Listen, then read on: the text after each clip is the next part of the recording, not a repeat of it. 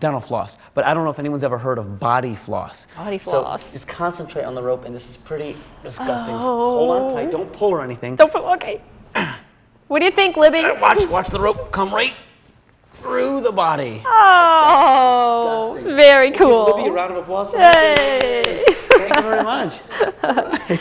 We'll get rid of this rope right there. All right, Eric, I think we probably ought to sit down and talk about some of the reasons why you're here, and that was cool. Great way to open the show. Thanks. You're welcome. Actually, you know what? You stand right there. I'd like to try something that I've never attempted before. Okay. I'm just going to stand right here, and I noticed that You want me to sit right here? Yeah, you just stay right there. And okay. I noticed, let me just see if I can get the right angle.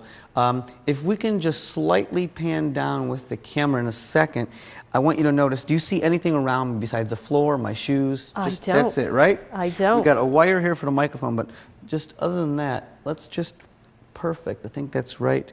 And if I just get the right height, I might be able to. And it's a great morning. Right, I can come sometimes right up off the floor. I can only get a little bit this far, but sometimes cool. if it's later at night, I can get really high. Oh, it depends on what your energy's like, right? You're right. Eric, it's really fun to have you here today, and I'm so glad that you came to Maine. It's really exciting to have you. And I was reading this neat little article in a local newspaper about you, and that's really what triggered me to call you and say, hey, this guy sounds like a really neat guy. Want to talk with you about, tell us a little bit about Eric. I wish I knew about Eric. Born in Ohio, yeah, living in Fort Lauderdale. Cleveland, Ohio. Yeah. Moved to Fort Lauderdale a year and a half ago for a couple reasons. One, the weather, the food. Oh, there you go. And the weather, I think. Yeah. I've been to Maine in the winter, and it's cold, just like Cleveland, and I hate the weather. Yeah. So Florida's a lot better. Tell us a little about yourself. Born in Ohio, then went to college, did you say? I went to Kent State University. Our motto at Kent, some of us don't know that, is can't read, can't write, can't state. That's our motto there. Okay. And then when I was the first year of college, I got a job to work on Royal Caribbean Cruise Lines. Yes. And I went on there as a youth staff member and was working with the kids. Then I did magic. Then I traveled in a sideshow with Bates Brothers Amusement.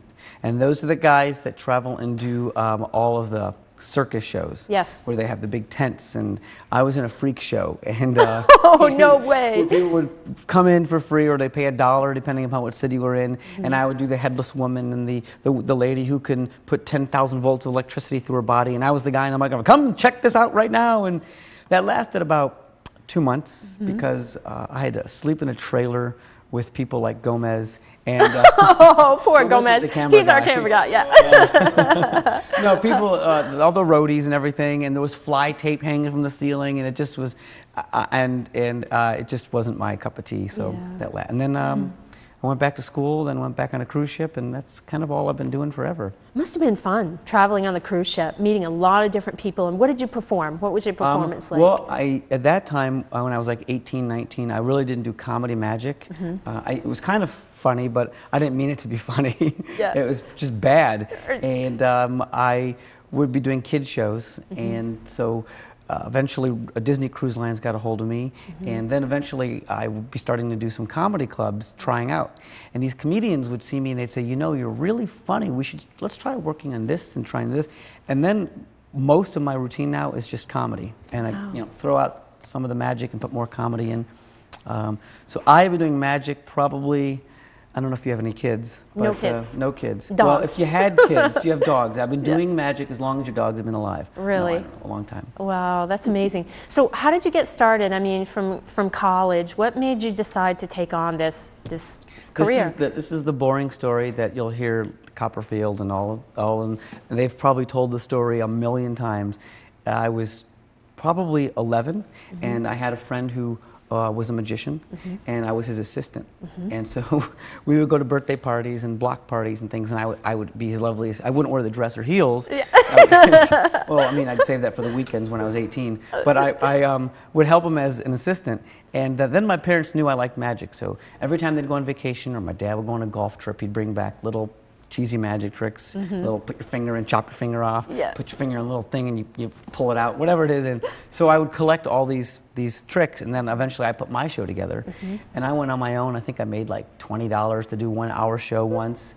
And how old were you then? About 11 or 12. Okay, yeah. And by 13, I started doing the birthday parties in the area.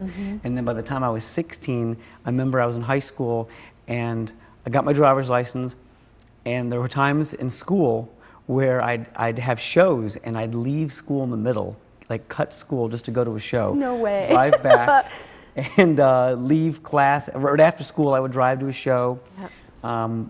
It beats the day when, before I drove, and my mom would drive me to a show. Yeah, that's and bad. she'd wait in the parking lot or wait in the driveway, and it was embarrassing. Yeah. Definitely. Eric, but you've come a long way since then. I did all the way from Florida to here. That's yeah, an no 18-hour drive or more. Yeah, let's talk about it, really. I mean, you have some interesting history here in some of the acts that you've opened, and yeah, talk about that. Look, let me kind of see this. Look, yeah, I don't know absolutely. what camera we're on. Oh, no, I don't think we'll be able to pick that up. No, but look, does that look like me? I don't know if it does look like you. Although my hair has not moved since last night. I went to bed and I woke up looking like this. There we go. I've done just, I don't know, for looking like I'm 12, I've probably done a lot of stuff. I've worked with like Jerry Seinfeld. Yeah, that's so cool. And I don't talk about these names anymore because the shows I do, people don't even know these names. Well, Gloria Estefan people know, but yes. A guy named Ben Vereen, I don't know if you've ever heard of him. I'm sorry, I haven't. He's actually a Broadway actor, does a lot of cruise ship singing now, but Ben Vereen, Jerry Seinfeld, Gloria Estefan, Drew Carey. Yeah. Lady in the news now, Debbie Gibson, she goes by Deborah Gibson now. She was just on Entertainment Tonight. She was. Last night or 2 nights ago. A couple of nights ago. But I opened up for her. Here's an interesting story. I opened up for her and didn't know this, but when she was just on TV a couple days ago, they mentioned her age. She's the exact same age as me. So when I was opening for her, we were the same age, and I'm guessing, I couldn't even guess, but we could have been 16 or 17 years old at the time. Really? Yeah, so it was a long time ago. How fun. Yeah. That's great. So tell me what brought you to Maine? Brought me to Maine. I'm gonna lie about it and say it's the lobster. Oh, good answer. Actually, this is true. Listen, in the summer I do 3 months of summer camps, all the way from Fort Lauderdale, and then we work our way up and we get to New Jersey, PA, Connecticut, Maine, all the whatever up the East Coast. And I look forward to Maine the most for 2 reasons. One, the scenery out here is amazing, and the food, because I love lobster. I'm in Cleveland, and you'll see a sign that'll say "Live Maine Lobster." It's not that good. Right, right. I mean, they say they got it in fresh, and it probably was, but it's not like here. It's not like when I was here last summer, and I said, "Yeah, let me have." Oh, wait a minute. Let me ask you a question. When did they catch this? They go, oh, well, probably this afternoon. And when did they kill it? When you order it. That's amazing. That's amazing, yeah. And it's very good. Yeah, You're right. It is good. Yeah. So I'm here because of the summer camps. And I know this won't air in time, but tomorrow at Belgrade Civic Center, which is an open to the public show, which is great. And I think they're like, to raise money for a fundraiser, they're selling T-shirts with my picture on them and my underwear or something. I don't know what they're selling. Your underwear. I bet they'll pay a few dollars for that, yeah. No, that's neat that you've been to a lot of the different camps here in our local Central Maine area and have been performing. I think that's really awesome. Now, we have about 2 minutes before we go on break. Okay. And I know you have a couple of more magic acts to perform. Let's try this one here. Then we're going to talk a lot more about Eric. Grab this. Pardon my backside. We'll grab this. I don't know if you like jumbo cards, but I brought these so that everybody at home can see them. Very good. And, you've seen on television probably magicians on talk shows, and they have the little deck of cards, and the cameramen have to work so hard on zooming in. So I thought, Gomez doesn't have his camera license, so I figured we'd have to use he's putting his glasses on right now. Do we need the table? No, we can just do it like this. If you could just place a finger up like this, anything, and then hold it face down, and just touch any one of the cards you like, and keep your finger on the one you want. Anyone. Which one? Right there. Pull it right out. Take it, and look at it. And I'm going to turn this way, and you can show the camera. And you notice I'm not looking at the card or paying attention to it, and you can show that. And I'm going to turn back in a second. And actually, I'd like you to just hold that card towards the camera. Make sure everybody sees it really, really close. Good. And then just go ahead and place it right back in the deck, anywhere you like. Hello, Eric. It's a little big for your deck. Thank you very much. And I'm just going to give the cards a good mix. You're probably wondering how in the world am I going to find the cards after I shuffle them. You know what? Let's put that down for a second. Let's grab the cards one last time. And you know what? We'll try it this way. Go ahead and touch any other card you like. Just anyone, and keep your finger on the card you want. Which one? Right there? Yes. And I'm going to take this off. Oh, actually, there's a blue card right. Oh. That means that was a marking. What was your card? Do you remember? 6 of hearts. 6 of hearts? Am I right? Well, you could be. No, I think it was a 2. Oh, a 2 of hearts? Gomez put his fingers up. It says 2 of hearts. Oh, okay. That was definitely. See, I was paying more attention to how you were going to make things happen, right? You know what's really amazing? I know we've got to go to a commercial, but the weird part is you are actually able to find the 2 of hearts anytime you want, which is pretty cool. Watch.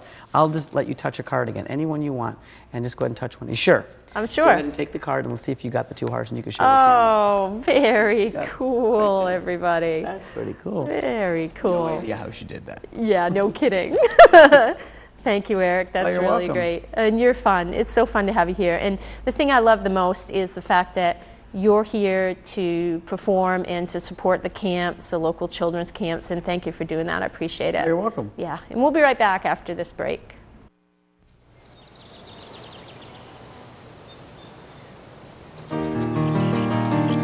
Explore her grandeur.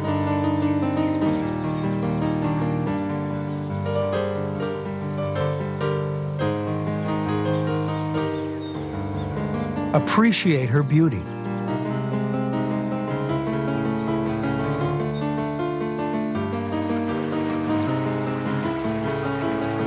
Protect her for tomorrow.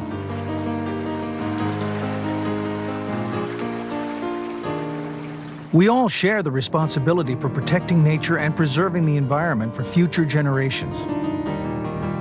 You can help by recycling your old rechargeable batteries.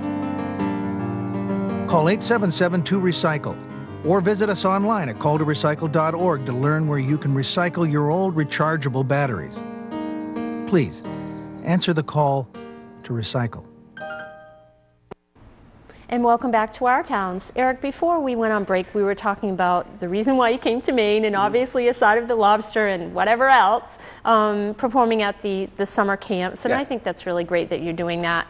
And I wanted to help promote that today. Obviously, it's